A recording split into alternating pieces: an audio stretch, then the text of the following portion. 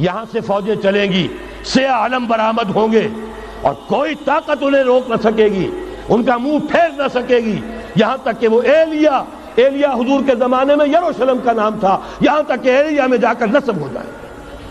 گویا کہ یہ جو ہمارے ہاتھ سے نکلا ہے قبضے سے، پہلے بھی عربوں کے ہاتھوں سے نکلا تھا بیت المقدس، یروشلم، عرب واپس نہیں لے سکے تھے، کرد خون صلاح الدین ایوبی اس نے واپس لیا، عربوں میں دم نہیں رہا تھا، عیاشیوں کی وجہ سے کھوکھلے ہو چکے تھے۔ میں تجھ کو بتاتا ہوں تقدیر امم کیا ہے، شمشیر و سنا اول، طاؤس و رباب آخر۔ یہی وجہ ہے کہ تقریباً 20 صدی کے بعد ان کی حکومت ختم۔ آشمارا حق بود گر خون بارد بر زمین، بر زوال ملک مستعصم امیر المومنی۔ یہ ہوا کہ نہیں ہوا؟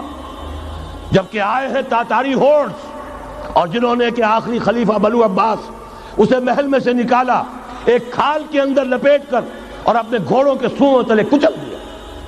عرب معزول کر دیے گئے تھے، لیکن اب دوبارہ عربوں کو جب سہارا ملا ہے، لیکن اب بھی انہوں نے کہیں اسلام قائم نہیں کیا۔ کوئی روس کا غلام رہا، کوئی امریکہ کا غلام رہا، کسی نے اس کا ساتھ دیا، کسی نے اس کا ساتھ دیا۔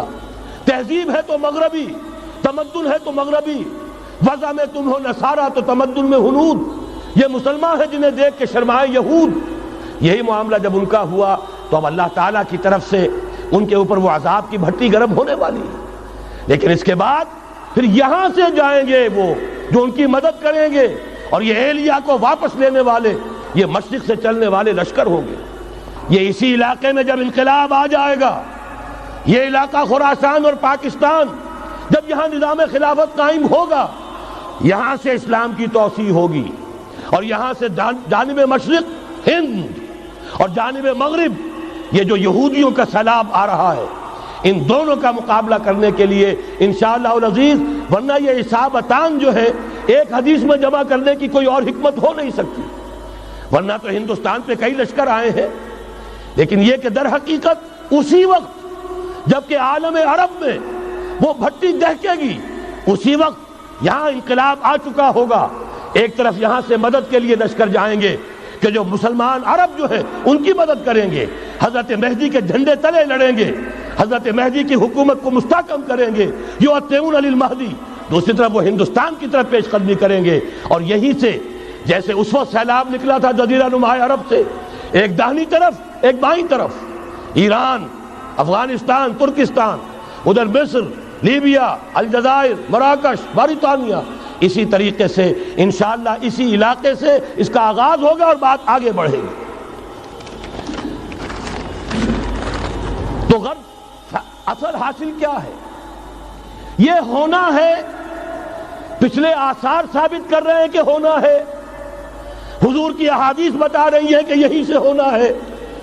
ہوا صرف یہ ہے ہم بھٹک گئے، ہمیں اپنی منزل یاد نہ رہی۔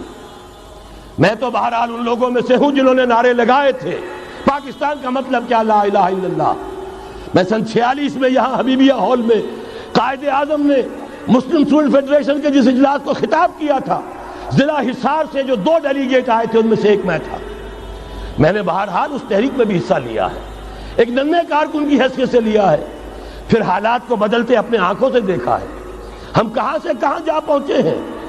ضرورت صرف اس بات کی ہے کہ آج ہمارا حال یہ ہے، ہماری قیادت، ہماری سیاست ان لوگوں کے ہاتھ میں ہے کہ وہ فریب خوردہ شاہی کے پلاح و کرگسوں میں اسے کیا خبر کہ کیا ہے، تب وہ تاب جاویدانہ، ان کی تہذیب مغربی، ان کی ذہنیت مغربی، ان کی وضاقتہ مغربی، ان کا تمدن مغربی، ان کی سوچ مغربی، ان کے سارے اطوار مغربی،